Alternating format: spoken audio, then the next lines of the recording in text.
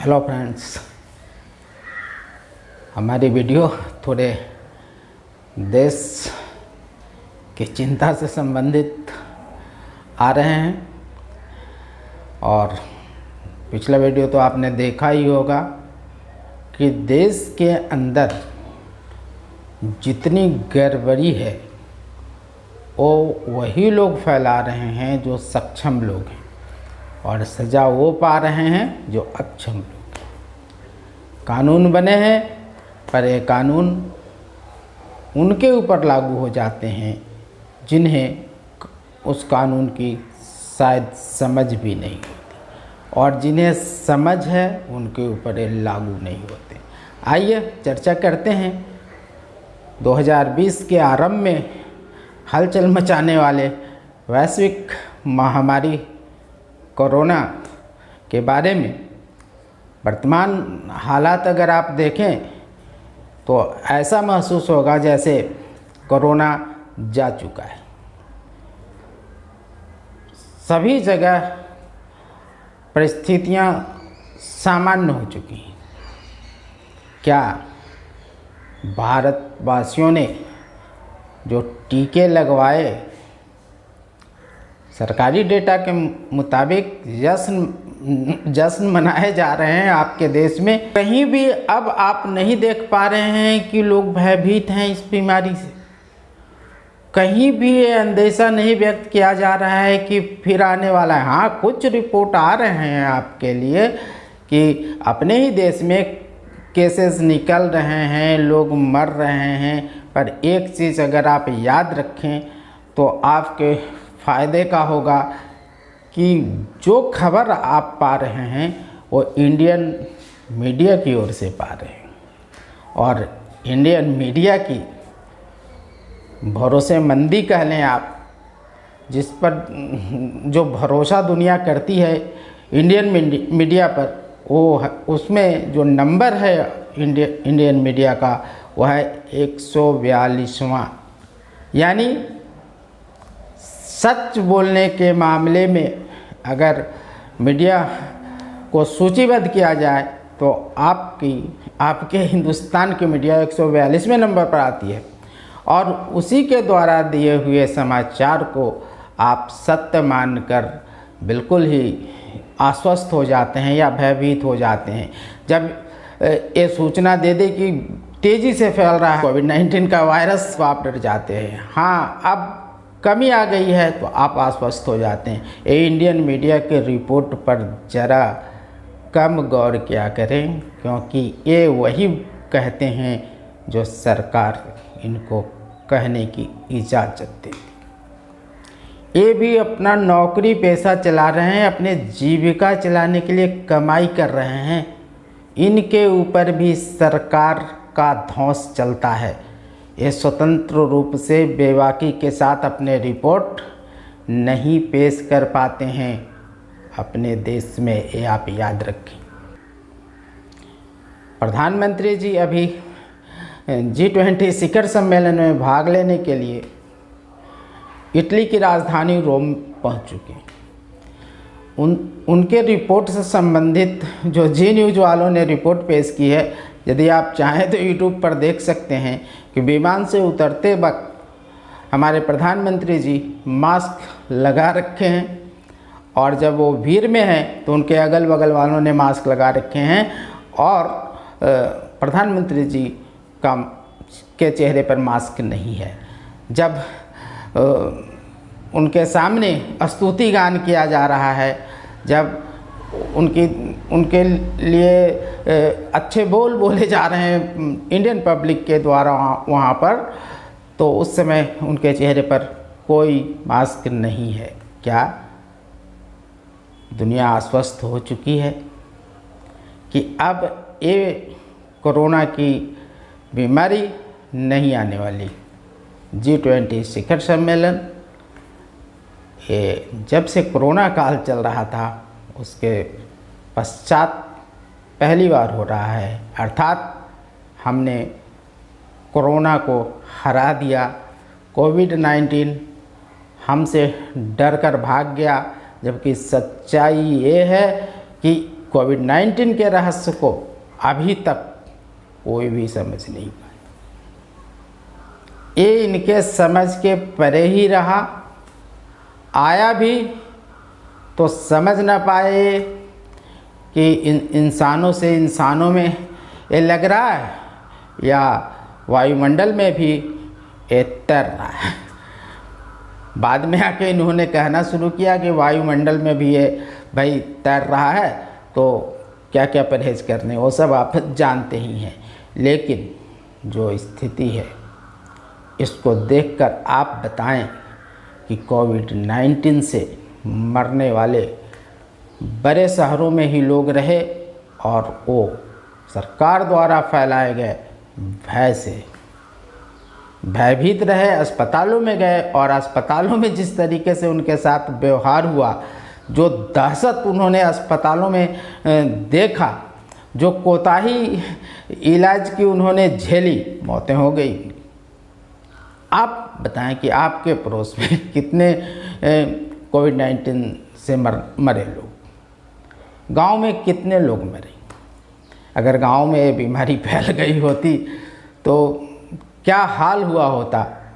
कृपा करिए कोविड-19 वायरस ने कि गांव के लोगों को तंग नहीं किया। हाँ, गांव के लोग जो शहर में थे, दिल्ली में, मुंबई में, जहाँ कहीं भी थे, आप मेरे को बताएं कि आपके गांव के जो लोग मुंबई में थे, दिल्ली में थे, उनमें से कितने कोविड-19 के शिकार हुए और उनकी खबर आई, उनकी वडी उधर ही रह गई। कितने लोग। क्या कोविड-19 ने भी मजदूर क्लास के लोगों को बख्श दिया? क्या कोविड-19 ने सिर्फ उच्च मध्यम वर्ग के लोगों को शिकार बनाया, जिनके पैसे अनाप शनाप ढंग से अर्जित किए गए थे? क्या है हकीकत? इस कोविड-19 की क्या है हकीकत? आज तक कोई समझ नहीं पाया और हम सब भी नहीं समझ पाए। हाँ, एक चीज़ देखने को मिला कि सरकार गांव में कोविड-19 वैक्सीनेशन के लिए बहुत तेज़ी से कार्य करवाती रही। संस्थाओं पर दबाव बनाया गया, हर सरकारी स्वास्थ्य कर्मी पर कहें, सरकारी कर्मी पर भी कहें, सबों पर दबाव बनाया गया कि ज़्यादा से ज़्यादा लोगों को टीका लगवाए जाएं। जबकि शहरों में लोग टीका ढूंढते रहे तो उनको पता ही नहीं चलता कि टीका कब और कहाँ मिलेगा। आखिर क्यों? जहाँ बीमारी आई ही नहीं थी, जहाँ कुछ हुआ ही नहीं, दो चरण कोविड-19 के तेज़ संक्रमण के काल आए, मार्च अप्रैल 20 और मार्च अप्रैल मई 21 में। वहाँ गांव के लोग बिल्कुल ही, हाँ, ये आप माने कि वायरल फीवर आया था, पर मरे कितने? किसने किया इलाज उनका? किस बड़े डॉक्टर ने किया इलाज? बड़े डॉक्टर तो आपको देखकर ही भगा देते। छोटे डॉक्टरों के छोटी दवाई ने आपको ठीक कर डाली। यही है कोविड-19 वायरस, जो गांव के लोग छोटी दवाई से ही ठीक कर डालते हैं। तो ये रहस्य है हिंदुस्तान के लिए। दुनिया की बात मैं नहीं कहता, हिंदुस्तान के लिए कोविड-19 वायरस एक रहस्य है। क्या इस कोविड-19 वायरस के बहाने कुछ और खेल खेला गया? जिस तरीके से सरकार के तरफ से सूचनाएं आती रहीं, जिस तरीके से दहशत फैलता रहा, जिस तरीके से जबरन वैक्सीनेशन कराया गया लोगों को, कभी राशन बंद कर देने के नाम पर तो कभी नौकरी से हटा देने के नाम पर। लेकिन शहरों में जो शहर के लोग हैं उनके मध्य कहाँ ये दबाव बनाया गया कि जहाँ फैला था कोविड-19 का संक्रमण, वहाँ 100% लोगों को वैक्सीनेट कर दिया जाए? कहाँ?